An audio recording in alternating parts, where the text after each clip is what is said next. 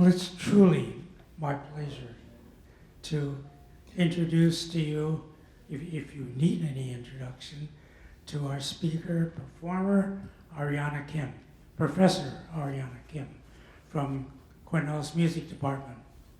She directs the Violin Studies program, and she is the director of undergraduate studies, which is entirely appropriate because she is a popular and a fabulous teacher. In addition, and she does a lot of activities for the undergraduates, including for the past decade, which is how I got to know Ariana better. We served together on we were both faculty house fellows at the Hunts Beta House, an undergraduate dorm. But I rotated off. Ariana is so popular and she loves it, so she still is a house faculty member at Beta House. Ariana is a renowned violinist who has performed as a soloist and as a member of well-known national and international ensembles, which have performed at famed festivals and concert halls all over the world. Her training and academic background are impeccable and include a PhD from Juilliard. She is equally at home with the traditional classical musical genre, think Bach, as well as with the new music genre, think Steve Reich. While trained in the musical traditions of the revered European canon to the highest levels of accomplishment, Ariana's music reflects much more. Her curiosity and love for humanity has moved her to reach out to the rich musical history and traditions of other cultures, and she shares her experience through her music. She's truly a musical humanist. Ariana's warm and enthusiastic feelings about music is simply infectious, as you're about to see and hear for yourself. Ariana, the platform is yours.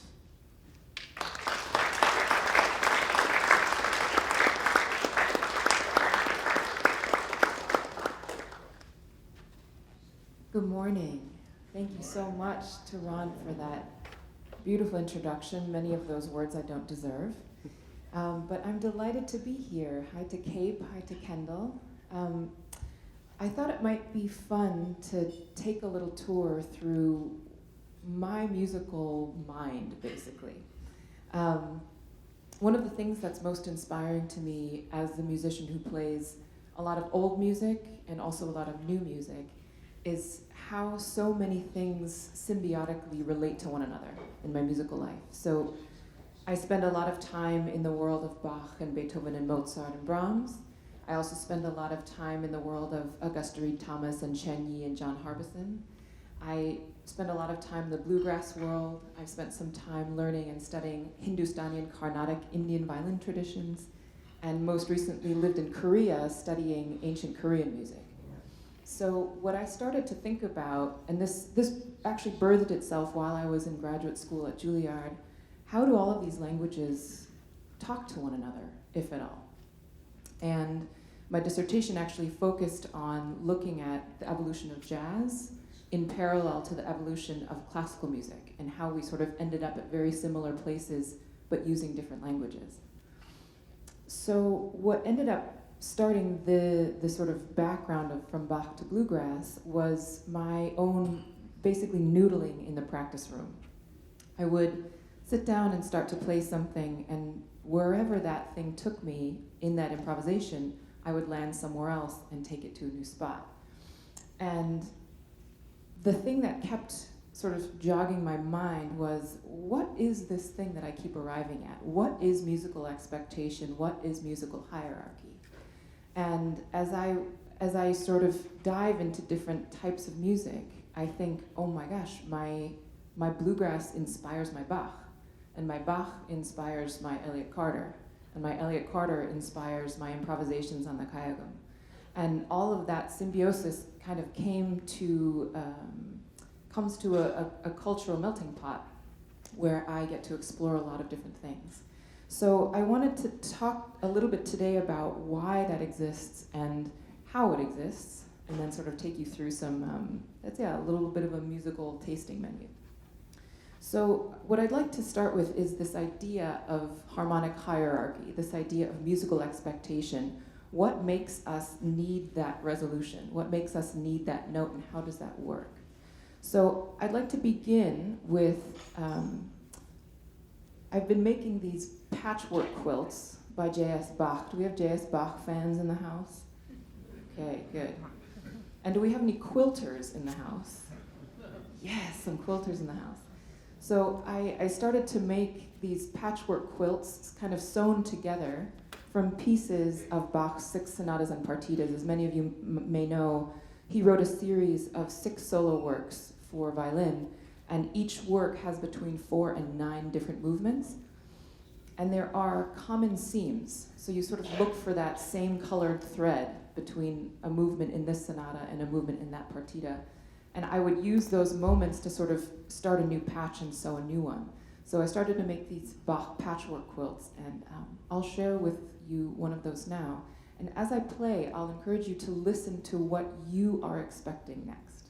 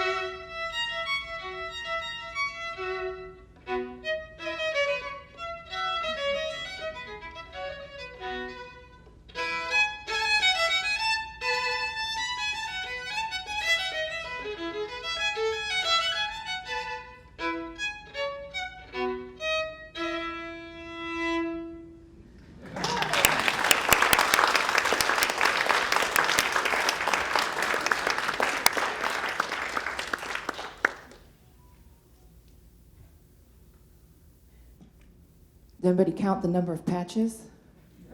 Any guesses? Anybody want to guess? 10 is very close. 10 is very close. Any other guesses? There were 9. Bravo! Crushing it in row 3. Yes. So there are 9 different sort of patches of that quilt. None of them belong to the same movement. And sometimes I'm jumping from the same sonata to a different movement. Sometimes I'm jumping to an entirely different sonata or a different partita. So I want to then think about, okay, we have these expectations, this hierarchy, and we talk about it in musical terms as there being a tonic key, which is our home key, and a dominant key, which is our away key. And I often will refer to it, like when I'm talking to my students, think of the tonic, which is your Roman numeral 1, think of that as home. That's Kendall, that's your apartment, that's your dorm, that's your house. And dominant is like, where do you go a lot, but you don't live? Work or school or, I don't know, the grocery store. So if you think about these sort of, there's something that pulls you away, and you eventually always come home. And that's what those expectations are. That's what that home key is. So you think about this tonic key, your big Roman numeral 1, for those of you who took music theory back in the day.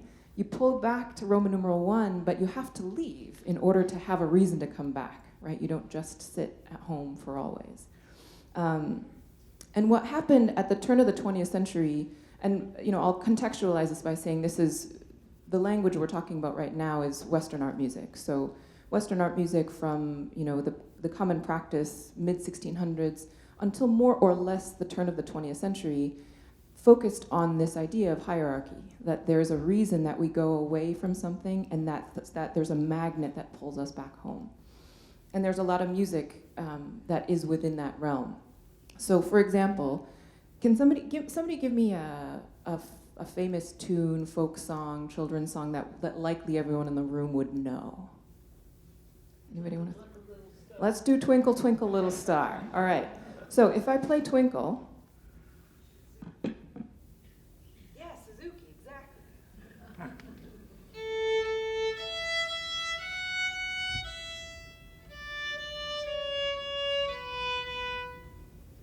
Bye. It makes you feel crazy, right? You need that final resolution of pulling back to that home key. And that home key in this case is A. I started in A. So when you see a piece that's written in the key of D or the key of G or the key of B flat, that is that home key. That's where you're centering. And everything that pulls away from that will eventually come back home to that key. So if we think about then, as we got farther and farther into Western art music history, and we turn the corner around the 20th century, a lot had been done.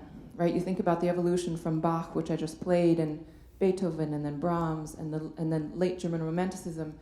Those composers had kind of tried everything, right? Everything kind of got maxed out. They were hyperchromatic. When you think about those of you who might know of Wagner opera or Mahler symphonies or Strauss operas, things like that, there was so much hyperchromaticism, and they had expanded the size of the orchestra, and they had expanded the use of what's possible on instruments.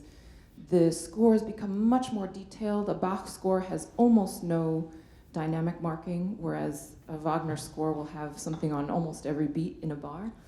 And there was a collection of composers around that time that thought, we've kind of done everything. What if we blow the doors off this thing and release this idea of harmonic hierarchy? What if we took the 12 notes that exist in a scale and make them all equal? And so then you get the disappearance of that home key, you get the disappearance of that key signature. And what's interesting to me is when I first started exploring contemporary music, meaning post turn of the 20th century, I too didn't quite understand how to process it and how to understand what am I listening for, how am I expected to feel the pull, to feel the magnetism back home. And what I started to do is play tunes that we all know, but in the ears or in the eyes of someone like Arnold Schoenberg or Alban Berg. So for those of you who may be familiar, Alban Berg and Arnold Schoenberg were part of a collection of composers called the Second Viennese School, and they started to play around with this. Let's take out the key signature, let's remove that home key. And what ends up happening to me when I study those musics is I find different arrivals, different ways to feel pulled to a resolution. So for example, let's go back to Twinkle. If I play Twinkle,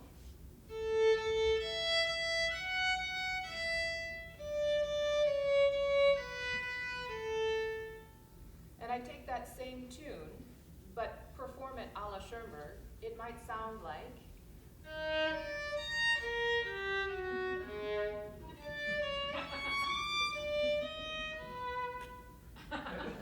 Same tune, just a different language. And you feel the expectation of the arrival mostly because of the melodic gesture and because of the closing of the phrase, but you don't necessarily know where I'm going to end. All right, let's do another one. Give me another tune, another folk song, another common melody that we'd all know. Mary Had a Little Lamb. Mary Had a Little Lamb.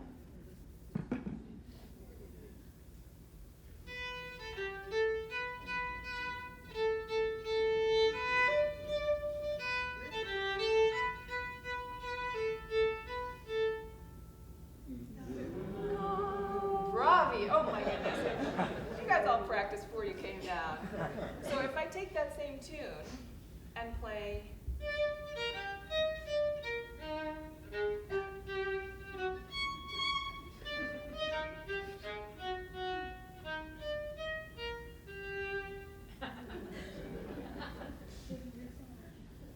Same tune, different language. And all that's doing is taking out that expectation of all of you being able to sing that G natural at the end of the phrase in normal Mary Had a Little Lamb versus the Schoenberg Mary Had a Little Lamb.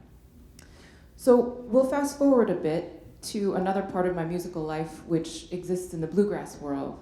When I was a kid, we moved out to Sandpoint, Idaho every summer for a couple of months because both my parents are violinists, and my father was directing a chamber music festival in Sandpoint, Idaho. Has anyone been there? It's way up in the Panhandle. Yes, all right. Way up in the Panhandle near the Canadian border in Idaho. And it's a beautiful town at the foot of a lake and surrounded by the Selkirk Mountains. And my mom thought to herself, okay, what am I going to do with 3 kids in Sandpoint, Idaho for 7 weeks? And it was a beautiful place to grow up. We had endless hiking, endless huckleberry picking, trips to the beach, lots to explore.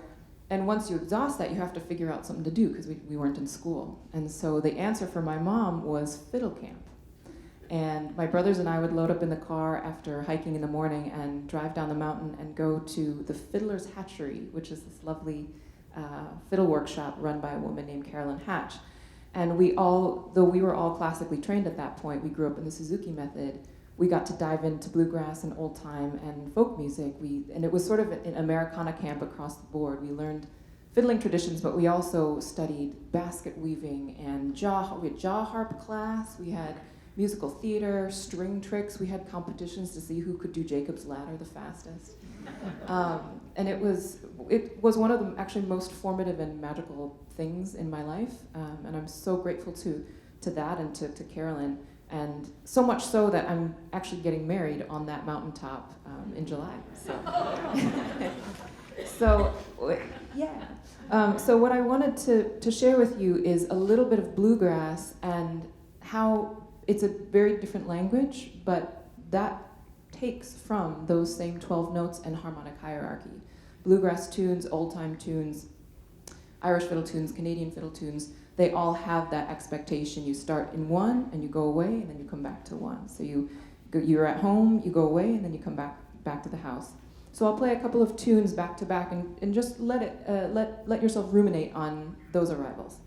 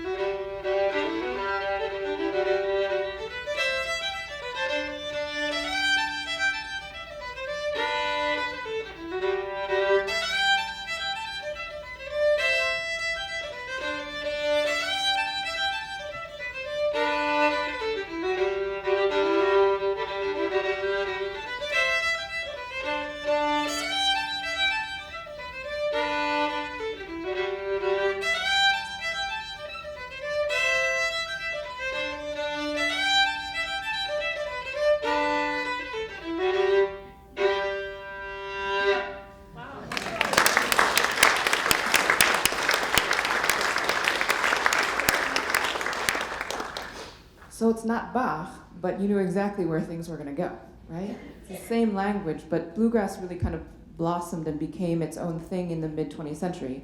So parallel to all of these roads that Berg and Schoenberg were sculpting in the classical world, other things were happening in the world of jazz and in the world of bluegrass, in the world of pop music. These are the same 12 notes and the same home away pull that Beyonce uses and the Beatles used and every pop artist out there.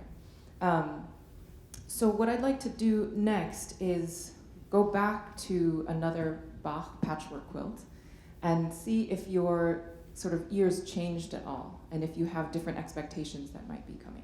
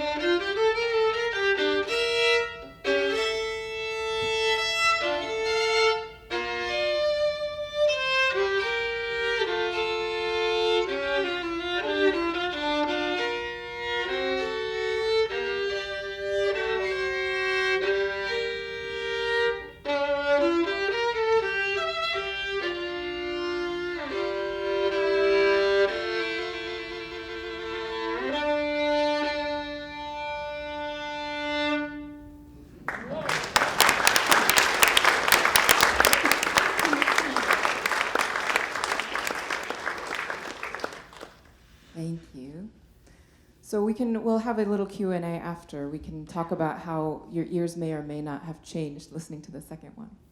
So I want to take one more leap into the late 20th century, early 21st century, to go back to the language of Schoenberg and Berg a little bit with a composer named Augusta Reed Thomas.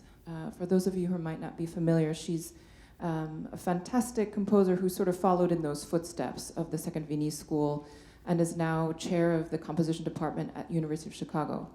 She wrote this piece entitled Incantation in honor of a friend of hers who had unfortunately at the time been diagnosed with stage 4 cancer. She passed away shortly after the piece was premiered, and in this piece you can sort of hear all of the things that one might experience in learning about a diagnosis like that. The shock and the pain and the sadness and the frustration and the anger, and maybe at points hopefulness and resignation and, in a way, peace. In the very end of the work, you can sort of hear this cascading down of slow notes, and in many ways, it reminds me of what one's last breaths in life might feel like. She uses a lot of dissonant chords and dissonant intervals to sort of make us feel those things, to make us feel the tension that happens in the body. The tritone, which many of us in the audience might know, is a very cool and useful tool in the world of diatonic music, and it's a very clashing moment. Tritones usually have to go somewhere to feel like they've resolved, and there have been physiological studies that show when humans hear tritones, there's something in the body that actually constricts, and it makes us understand that there's something unsettled happening. In fact, European sirens, ambulance sirens and police sirens, based their call on a tritone because it makes people get out of the way faster. So you've heard this. Those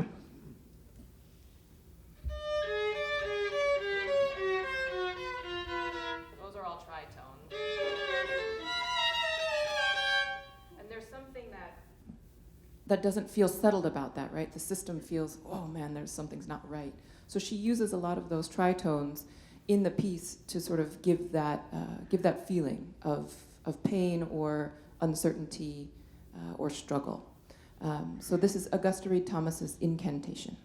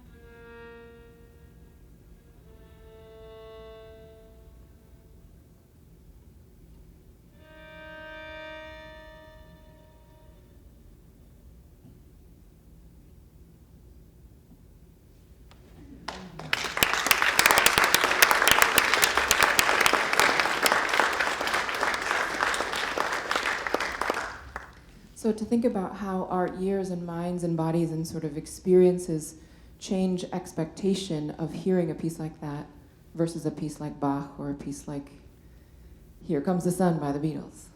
And one thing to just think about and to sort of leave you with is, are these things learned or are they innate? What about it is there something that's pre-programmed in us? One can talk about the harmonic series that naturally exists in nature and the pulls and pushes that provides. And one can also talk about what's learned, what we're surrounded by as we grow up from the time we're in the womb until we're at death's door. And when you open your eyes to the bigger world, you think about how our tuning systems and expectations in music are different in different parts of the world, right? East Asian music has a very different tradition than Western art music. Indonesian and Southeast Asian music has a very different tradition. South Asian music has a different tradition. Eastern European music has a different tradition. Folk music from all those different places, a lot of their scales aren't divided into 12 notes like Western art music scales are. So to just think about that, and maybe there's not an answer, and maybe that's okay. And what's learned and what's innate is sort of the nature versus nurture question is really curious to me. So I think we have time. We'll just close with one more quick bluegrass tune. And this involves a little audience participation. You guys all ready? Did you warm up your singing voices today? All right, so this is a little tune that was introduced to me by Chris Thiele. Anybody know Chris Thiele? He's a fantastic mandolinist. I was on tour with him a couple of months ago, and we sort of explored this tune. It has a beautiful set of words, little birdie, come sing to me your song. I have a short time to be here and a long time to be gone.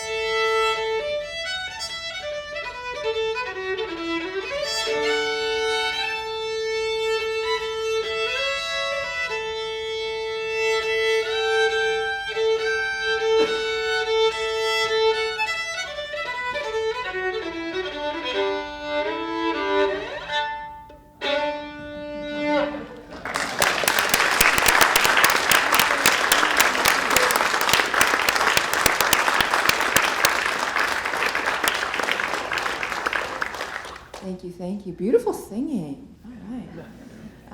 Thank you all for being here. I'd like to open the floor up to questions or discussion or anything people want to chat about. So just raise your hand if you have a question, and I'll come and over to you. Hi, so the piece that you played initially of the 20th century music. Sorry, is that better? That's Yes. great. And as you alluded to, because of all our preconditioning of what we're expecting to hear, that kind of music always sounds, to me at least, sad, interesting, but definitely not uplifting. And I'm wondering if you continue to listen to it and you understand more about where it's coming from, does that feeling go away and you can see it as more uplifting? Oh, that's a lovely question. I think that piece in particular, it's very sorrowful. The subject matter, right? She wrote it about someone who is terminally ill and then passes away. So I think in that piece particularly, you hear and feel that.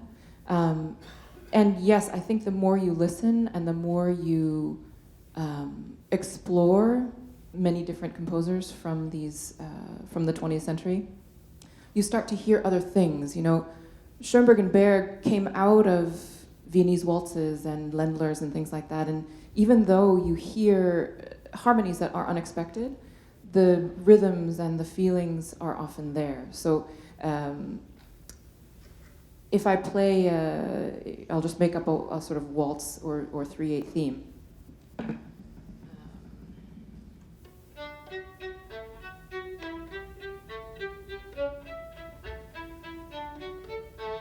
If you play something like that, you might hear that exact same music in Schoenberg, but might sound...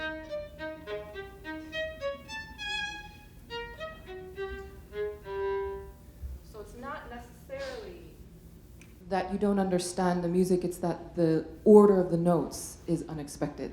So if you can translate that feeling, oh, okay, I understand that's the waltz, that's a Ländler, that's a feeling of 3 that I understand, then the ear starts to open up in different ways and the expectation becomes rhythmic, or the expectation becomes structural, or the expectation becomes referential to something that you know from before. So I think yes, and it just takes a little more ear homework, basically. Yeah.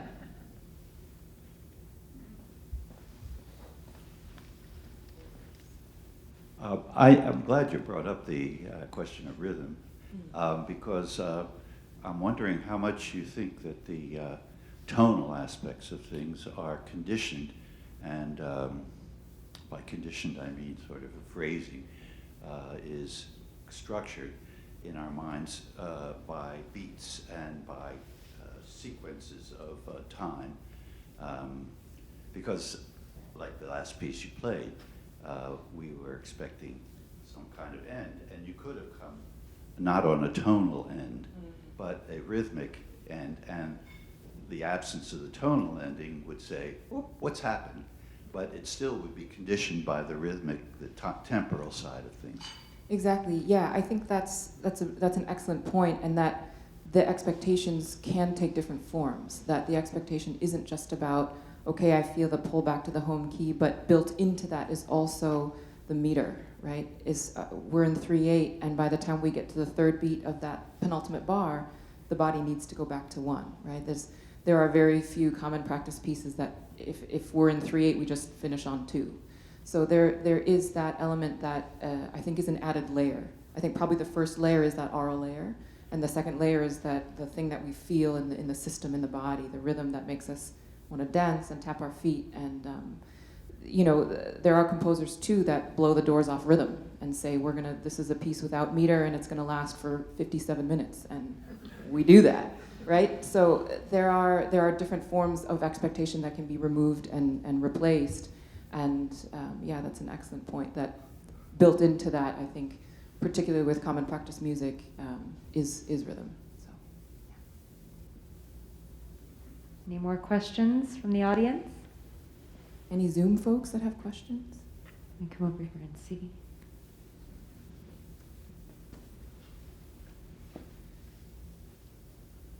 Yes, looks like it. I think in chords, a seventh often signals a change is coming, but some of the tunes you played keep us in expectation for a long time, with a number of changes. Can you tell us what chords often lead into each other without actually bringing the expected change? Whoa. Who is that? Bravo. They come teach some classes for me. That's great. Yeah, so one of the things I mentioned earlier is the tritone. The tritone, when it exists in the wild and just hangs there, there's a sense of a lack of resolution. Seventh chords have a similar function. For example, if I play a tritone, if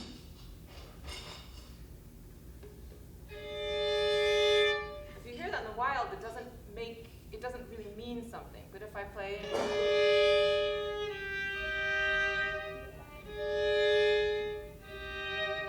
and without that, this feels much less satisfying. To play that doesn't mean much either, but that's what it's asking for. And what she was just mentioning, a seventh chord.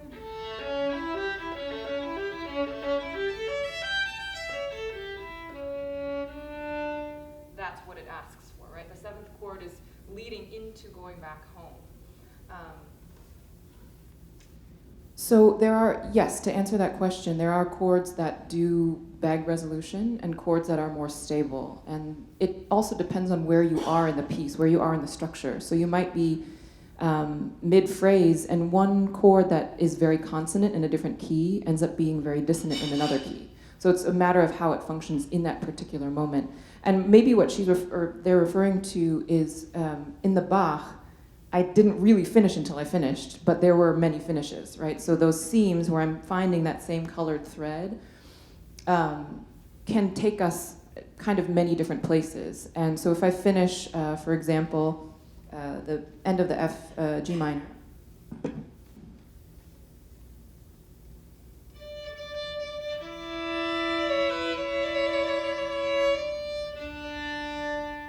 that's a close, but I also used it as a start, right? So it becomes this sort of double functioning chord.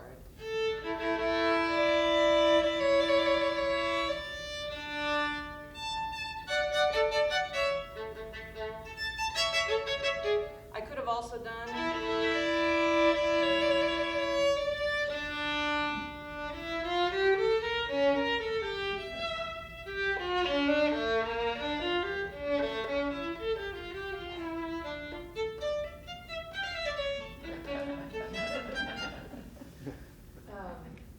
So yes, in a way, these pivot chords function as a start and a finish. They sort of have these. There's an elision from the left side and the right side. So there are chords that do function more in that way: sevenths, tritones, dominant chords. But in a way, they can serve two things at the same time. Yeah. We have one more question. How often do you change strings? Love it. The last time I gave a guest lecture, one of the questions was, "Where'd you get your outfit?" So, I change my strings pretty often. I mean, it depends how much I'm touring. If I'm going through a lot of different climates, like this last few months, I've been between Korea and Thailand and Minneapolis and California and New York and I'm headed to Italy tomorrow. So depending on the climate, because the instrument is very sensitive to humidity and how dry the air is and how the strings respond. So if I'm traveling a lot, if my touring is taking me to a lot of different spots, probably every couple of months. If I'm a little bit more stable, which doesn't happen a lot these days, maybe every 3 to 4 months. Yeah. Any other last questions, fashion or otherwise? Oh, one more.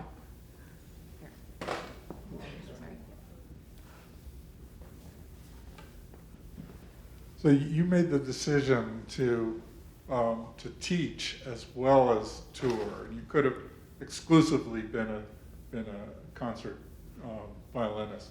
How did you make that decision? Yeah, it's a lovely question. as I talked about the symbiosis between the different musics I play, I find like a deep symbiosis between the craft of teaching and the craft of performing. In that, and probably everyone in this room can relate to that, that you learn things through your own teaching about your own craft, and you learn things about your own craft to teach to your students and to use as tools. Like when I'm on stage, even in real time, I'll be thinking about something, be like, oh, that's what I need to tell Kelsey. That'll help her bow arm. And sometimes I'll be in a lesson and my student does something and, oh yeah, that's brilliant. That's how I should think about that too. So I've been teaching since as long as I can remember. I was one of those, like annoying older sisters that made my brothers play school with me when I was a kid. It was like we got home from school and then played school. So I've always had a sort of a teacher spirit. Both my parents both teach and perform, so it was very much in my ether. I knew that I always wanted to teach in some capacity, but getting my doctorate was sort of an accident. I didn't mean to. I wanted more time with my teacher. So the late Robert Mann, who many of you may know, he was the founder of the Juilliard String Quartet, and I had the chance to study with him in graduate school, and after I finished my master's degree, I thought, I need more time with this human. He's just, the brilliance that he had to offer was so special. And there were 2 tracks post-masters. One was an artist's diploma and one was a doctorate. And the doctorate was fully paid for, so I picked that one. And you sort of, you sign your free time away for several years to do that program. It was very intensive, but I'm really grateful for it, and that sort of opened the door to academia, and I was able to find places where they really nurtured the combination of performance and for me, because research is this for me, research is performing and recording and touring. I get to do both, and I really feel that they impact each other in beautiful ways. So.